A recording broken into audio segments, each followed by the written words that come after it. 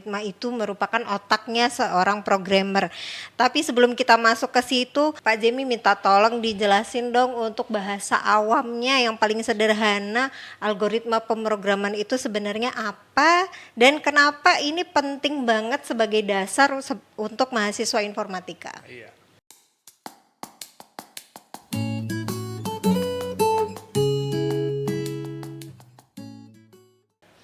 Selamat datang kembali Teknika Muda bersama saya Ayu di Tech Talks. Untuk kali ini saya kedatangan narasumber seorang dosen program studi informatika Universitas Jana Badra yang fokus utamanya lebih kepada algoritma pemrograman dan lain sebagainya. Saya kedatangan narasumber kami Bapak Jemi Edwin Bororing. Selamat datang Bapak. Iya, terima kasih sudah mengundang saya. Oke. Perkenalkan, saya Jemi Edwin Bororing. Iya. Saya salah satu dosen di Prodi Informatika. Di mana kalau di awal semester biasanya saya mengampu mata kuliah khusus untuk mahasiswa baru. Oh, apa itu Pak? Namanya algoritma dan pemrograman. Jadi saya membantu mereka untuk mengenalkan bagaimana di dunia coding. Oke. Tadi Bapak sebutkan ada algoritma pemrograman. Nah, ini sesuai dengan tema yang mau kita angkat nih. Algoritma itu merupakan otaknya seorang programmer. Tapi sebelum kita masuk ke situ, Pak Jemi minta tolong dijelasin dong untuk bahasa awamnya yang paling sederhana, algoritma pemrograman itu sebenarnya apa dan kenapa ini penting banget sebagai dasar untuk mahasiswa informatika. Iya. Sebenarnya simpel kalau kita lihat. Saya analogikan gini. Kalau kita mau masak nasi goreng, gitu toh. Iya. Nah, urutannya harus jelas karena kalau bahannya ngaco, hasilnya juga ngaco. Kan gitu. Jadi kalau nasi goreng itu pertama siapkan dulu bahan. Sudah selesai, kita panaskan minyaknya. Lalu kita tumiskan bumbunya, masukkan nasi gorengnya, diaduk, sajikan. Kalau itu urutannya berubah, ya dibuat ini, hasilnya tetap ngaco, nggak enak. Nah, itu logika yang sangat simpel kalau kita belajar tentang sebuah algoritma. Nah, jadi dengan bahasa lain, algoritma itu adalah runtunan, runtunan yang logis dan solusi yang efisien. Jadi ada dua itu. Jadi ada runtunan, solusi efisien. Oke, jadi kayak misalkan tadi Pak Jemi sebutkan di resep itu kalau kita bikin nasi goreng kan minyaknya dulu, bumbunya dulu baru nasinya gitu ya Pak ya. Kalau misalkan kita masukkan nasinya dulu baru minyaknya belakangan. Kan gitu. Iya, oke, algoritma semacam itu ya Pak ya. Oke, kenapa sih algoritma pemrograman ini ditaruh di semester awal dan jadi mata kuliah wajib di informatika, Pak? Ini agak sedikit harus dibicarakan bahwasannya algoritma itu kan boleh dibilang pondasi. Pertama satu dulu. Jadi kalau di teknik sipil itu kan kita membangun sebuah gedung yang lebih dari 1, 2, 3 tingkat. Jadi sama di informatika itu, kalau dia ingin melanjutkan mata kuliah itu ke depan, terusnya sampai semester lanjutan, kalau algoritmanya tidak kuat, sama kayak bangunan gedung, kalau nggak kokoh, goyang. Jadi agak susah dia mau melangkah. Itu satu. Ya, kemudian, algoritma itu tadi dikatakan adalah sebuah logika gitu ya, logika, di mana itu juga menjadi dasar ilmu. Jadi makanya wajib itu karena menjadi dasar ilmu untuk mata kuliah berikutnya. Contoh struktur data, kemudian ada nanti masuk basis data, ada AI, artificial intelligence, kemudian nanti ada data science, lalu berikutnya machine learning. Nah, itu adalah urutan-urutan. Jadi kalau kenapa itu perlu? Karena memang harus di awal. Di awal itu kenapa butuh? Ya karena penguatan, karena algoritma itu kan dilatih. Kalau tidak dilatih itu agak susah. Oke.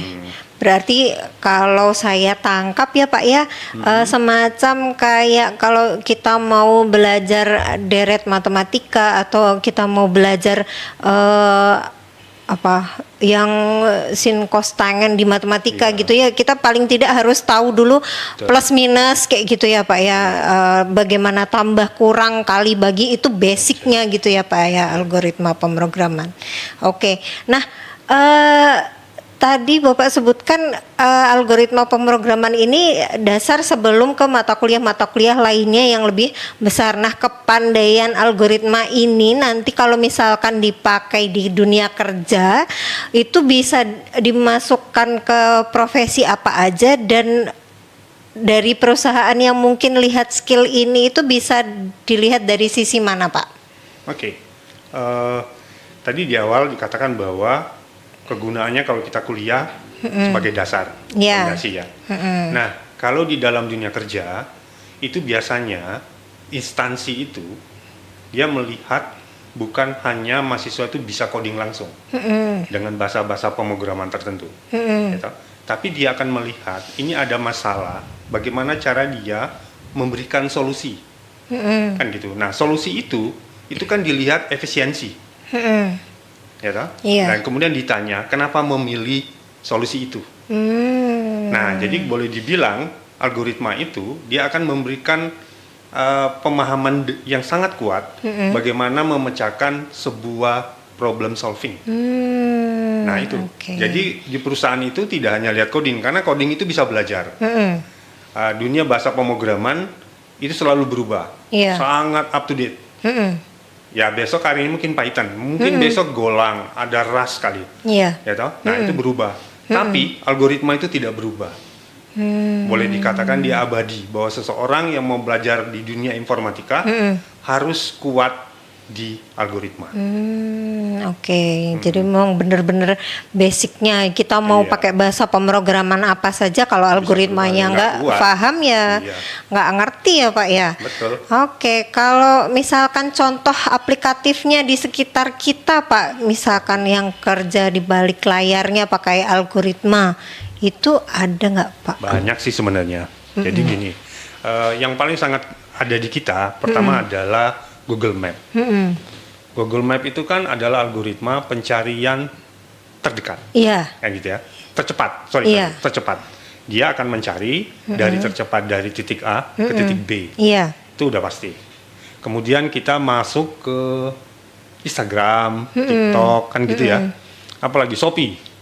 Dia itu akan memberikan rekomendasi. Jadi ada algoritma rekomendasi karena sering kita buka ke dalam FYP kita. Nah, itu yang sangat bagus. Nah, itu algoritma. Jadi bukan dicari satu-satu baru dikirimkan info itu. Nah, kemudian ojek online. Ojek online itu kita akan mencari driver yang tidak mungkin jauh jaraknya. Jadi algoritma yang dari instansi, dari GoCar, GoRide semuanya, dia akan mencari yang terdekat dengan pencari GoCar tadi. Jadi itu algoritma yang sangat kecil itu. Ya toh? Termasuk algoritma yang sangat kita sering lakukan itu WhatsApp. WhatsApp itu yang paling sering kita kirimin, maka ada sortingnya. Sorting ke depan ya, yang kemarin kita baru aja dikirim. Baru kita dikirim. Nah, itu salah satunya. Jadi itu dibuat dengan algoritma, bukan dengan bahasa pemrograman. Jadi bahasa pemrograman itu sebagai alat kita untuk bisa menyatakan bahwa rututannya sudah benar. Gitu. Oke Pak. Kalau zaman saya kuliah dulu ya Pak, itu istilah algoritma itu benar-benar baru saya dengar di bangku perkuliahan. Kalau sekarang anak-anak remaja yang mulai terjun di sosial media kayak gitu, itu sudah ada istilah nanti algoritmanya berubah, nanti algoritma pencariannya begini. Itu sama nggak sih Pak secara istilah penggunaannya gitu Pak? Algoritma di sini pemrograman dengan algoritma di media sosial gitu Pak? Pada dasarnya itu sesuai dengan rule. Jadi dikatakan sama, itu bisa sama dalam konsep yang sama. Kan gitu. Kalau algoritma pencarian pasti tetap sama algoritma pencarian. Tapi kalau ada algoritma lain untuk instansi yang berbeda atau untuk keperluan yang berbeda, maka algoritma itu pun akan dirancang lagi. Nah, yang dikuatkan di dalam kenapa kita butuh belajar algoritma di informatika, ya tadi itu masalah yang muncul tadi. Nah, itu dibuatkan runtunan, kemudian dicarikan problem solvingnya, lalu dilakukan error handling kalau terjadi kesalahan. Nah, itu yang mahasiswa aja, terutama mahasiswa semester awal itu jangan pernah takut kalau dia mau belajar, karena yang paling sangat penting itu adalah kesalahan itu adalah guru yang sejati menurut saya. Karena kalau kita tidak pernah tahu salah, maka tidak pernah tahu bagaimana membetulkannya, bagaimana cara menjawabnya. Nah, itu. Berarti untuk paham si algoritma ini kira-kira ada nggak Pak skill utamanya yang mungkin harus dikuasain mahasiswa pas kita belajar algoritma? Pertama itu bahasa keren kita kalau kita belajar computational thinking. Jadi orang informatika itu kan ngomongnya gitu, berpikir secara komputasional. Di mana kalau ngomong komputasional pasti ada matematis. Tapi kan matematis itu kan membantu kita belajar tentang logika. Iya, logika. Kan, logikanya. Jadi logika untuk belajar itu. Nah, yang sangat penting di dalam computational thinking itu adalah logical thinking. Jadi setelah kita belajar itu, logical thinkingnya seperti apa? Nah, karena logical thinking itu kan memecahkan masalah yang besar, nggak mungkin kita menyelesaikannya secara langsung, tapi kita menyelesaikannya kecil-kecil dari tadi, kecil, kemudian diselesaikan secara runtun. Nah, dilakukanlah yang namanya problem solving. Itu yang pertama. Jadi problem solving pun itu tidak hanya sekedar memberikan jawaban, tapi dia memberikan namanya solusi yang paling efisien. Karena di dalam algoritma itu jawaban itu tidak bisa hanya satu, bisa lebih dari satu jawaban. Cuman yang paling efisien itu yang mana? Gitu. Yang ketiga, ya tadi itu ketelitian dan sabar. Kan skillnya gitu. Jangan, apalagi dengan teknologi sekarang pakai AI, teman-teman itu kan rata-rata kopas. Copy paste. Boleh, tidak ada yang larang sih, boleh. Cuman kita itu kalau menggunakan algoritma tadi, kita itu belajar dulu runtunan tadi, algoritmanya, kemudian percabangannya. Kalau itu sudah betul, nah barulah kita minta bantu AI sebenarnya untuk mereview, kan begitu. Nah, dari review itu baru kita kalau walaupun ada kesalahan, error handling atau debugging, ya kita optimalkan lagi alurnya sesuai dengan rule dari problem solvingnya. Ya 3 itu aja kalau saya sih. Kalau dia tidak pernah mau belajar tiap hari, misalnya ada problem tiap hari, cukup gini aja, 30 menit aja deh. Kalau kita di dalam Islam itu namanya one day one juice. Nah, kalau di sana one day one logic. Jadi satu hari kita belajar aja satu logika yang kita mungkin memberikan, mencari solusi, kita mengurutkan, kemudian kita membuat programnya. Sudah sesuai belum ya itu? Nah, itu kalau di dalam informatika, terutama kita di Universitas Jana Badra. Berarti ini terkait dengan metode mengajarnya Pak Jamie nih. Mungkin apalagi zaman sekarang ya Pak ya, ada AI semua di copy paste. Atau misalkan ada mahasiswa yang takut, aduh nggak bisa ngoding nih, nggak usah masuk informatika takut nanti harus ngoding yang ribet-ribet, kodenya susah. Nah, gimana cara Pak Jamie itu ngajarin algoritma dari nol di kelas Pak? Nah, jawab saya mudah satu, sabar. Sabar. Karena mulai itu semuanya dari nol. Nggak ada dimulai langsung tengah-tengah langsung pinter. Ya toh? Nah, yang diajarkan di awal itu adalah logika sehari-hari dulu. Dimana kalau kita belajar logika sehari itu namanya pseudocode. Jadi istilah yang ada di dalam informatika pseudocode yang bahasa kita dengan digabung dengan bahasa komputer. Nah, dari pseudocode itu kita alur berikutnya dengan menggambarkan. Nah, jadi kalau algoritma itu kayaknya konotasinya sama dengan bahasa kerennya flowchart. Flowchart. Nah, dari gambar itulah maka kita bisa masukkan ke dalam komputer. Karena komputer itu tidak akan pintar kalau kita tidak memasukkan perintah yang pintar. Kan gitu. Kalau perintah kita salah, komputer juga salah. Nah, logiknya begitu. Nah, jadi secara garis besar bahwa kita akan belajar. Jadi mahasiswa itu jangan pernah tidak pernah belajar. Jadi dia latihan aja terus, karena tadi saya katakan error itu adalah pengalaman guru yang terbaik. Oke. Kan bahasa kerennya lagi ada satu, bahwa proses itu tidak mengkhianatin hasil. Oke. Bahasa kerennya gitu. Kalau mahasiswanya suruh sabar, berarti Pak Jemi juga sabar dong ngajarin mahasiswa Oh, ya, di pasti. kelas. Sabar kita dewa udah. Nah, terkait dengan mahasiswa nih, main sabar-sabaran, ada nggak Pak cerita mahasiswa di selama Universitas Jana Badra ini di informatika ini yang awalnya kesulitan sekali di algoritma, tapi kemudian akhirnya berhasil dan karirnya bagus. Pernah ketemu nggak Pak?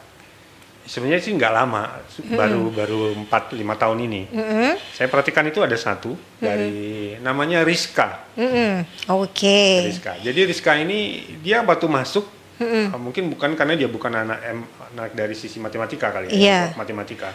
Jadi dia itu tidak begitu paham betul.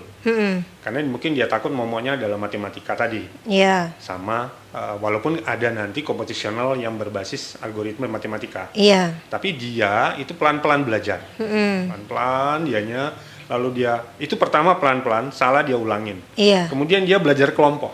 Kalau saya perhatikan dia belajar kelompok, kemudian dia selalu mengerjakan tugas yang mungkin kesehariannya mungkin malam baru pulang ke rumah. Gitu ya. Dan alhamdulillah dia lulus tepat waktu, 4 tahun. Kemudian dia sudah kerja di sebuah perusahaan multinasional di bidangnya yang mungkin di sisi itu komunitasnya adalah cowok semua, dia sendiri adalah cewek. Wow, Kan luar mantap biasa. ya, iya luar biasa. Jadi boleh dibilang memang itu kan pertama adalah niat awal. Dia mau belajar dan juga dari kesalahan, lalu dia selalu up to date bagaimana terhadap teknologi. Nah, saya rasa dia akan berhasil. Di dunia dia. Tuh, berarti mahasiswa yang tadinya masih nol besar gitu ya tentang algoritma, karena dia semangat mau belajar, tidak mudah menyerah gitu ya Pak ya. Iya, betul. Sehingga sekarang udah berhasil di perusahaan multinasional, hebat sekali informatika Universitas Jana Badra ya Pak.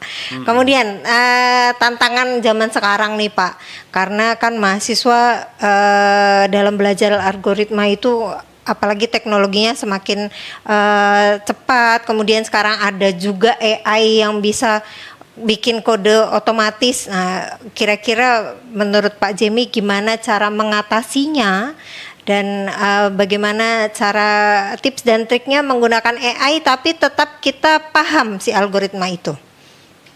Saya rasa sih tidak bisa ditutup mata kan itu. Iya. Karena memang AI sekarang udah luar biasa. Tinggal minta perintah prompt aja, langsung keluar codingnya. Itu nggak masalah, apalagi copy paste dari hasil itu. Tapi yang menjadi arahannya bahwasannya kalau kita udah copy paste, lalu kita coba, ya toh, itu jangan mentah-mentah menerimanya, kan gitu. Iya. Karena kalau kita run, tidak tahu paham algoritma dari awal sampai akhir. Kapan kita tahu algoritma itu ngaco? Kan gitu kan? Iya benar. Kemana dia? Tahu, jadi Pak ini, tapi dia nggak paham alurnya. Ngaco tidak sesuai dengan output yang diinginkan atau goal yang diinginkan dari program itu. Kan begitu. Itu salah satunya. Jadi tantangan itu tidak bisa dikatakan apa-apa, Mbak. Jadi ya boleh dibilang kita paham dulu. Jadi istilahnya boleh pakai AI, tapi juga paham tentang algoritma. Begitu. Ya, tidak menutup mata memang. Mereka semua pakai AI rata-rata.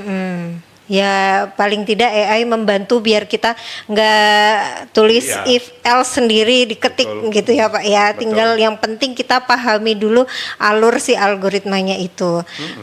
Kemudian mungkin mitosnya Pak, mitosnya mahasiswa masuk informatika itu harus jago matematika dulu.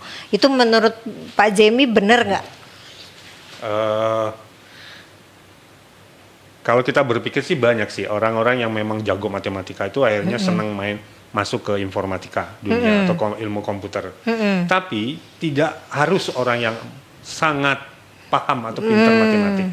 Jadi yang penting itu adalah logika berpikir. Nah, di mana logika berpikir nanti itu akan belajar juga bagaimana diselesaikan lewat metode matematis tadi. Jadi kita tidak belajar dari nol, terutama mata kuliah kalkulus sama matematika diskrit. Itu kan kita tidak belajar langsung tengah-tengah jadi enggak, tapi kita belajar dari nol, langkah awal sampai terakhir deret seperti apa. Kan itu kalau di dalam kalkulus. Jadi jangan pernah takut, katanya harus matematik ya tidak. Karena memang ada jawabannya sudah. Jadi kemudian yang penting tadi yang dilakukan tadi itu adalah konsisten. Harus konsisten dulu. Jadi kita berlatih mulai dari tadi ada masalah, problem solving, dilatihani. Ada cari lagi masalah, problem solving, latihanin. Begitu aja. Berarti jadi kita logikanya terasa. Berarti kita cari-cari masalah gitu ya Pak? Oh bisa aja. Karena melatih logika kan? Iya, karena kita cari masalah untuk memecahkan solusi dalam algoritma itu gitu ya Pak. Ya bukan cari masalah di sosial, tidak beda itu ya teman-teman ya. Oke, mungkin pertanyaan terakhir ya Pak. Satu kalimat pesan untuk calon mahasiswa yang sekarang mungkin baru mau masuk atau mungkin adik-adik yang masih di SMA pengen kuliah, kenapa harus berani pilih informatika dan mulai serius belajar algoritma saat di informatika ini? Oke, ini untuk adik-adik SMA mungkin ya, SMA, SMK ini ya, bahwa dunia itu sekarang digerakkan oleh teknologi. Gitu. Nah, teknologi itu kalau kita paham algoritmisnya atau algoritmanya maka kita akan menjadi orang terdepan di teknologi. Jadi jangan ragu-ragu. Jadi jangan sekedar penonton. Jadi kita tidak boleh ragu. Kita belajar.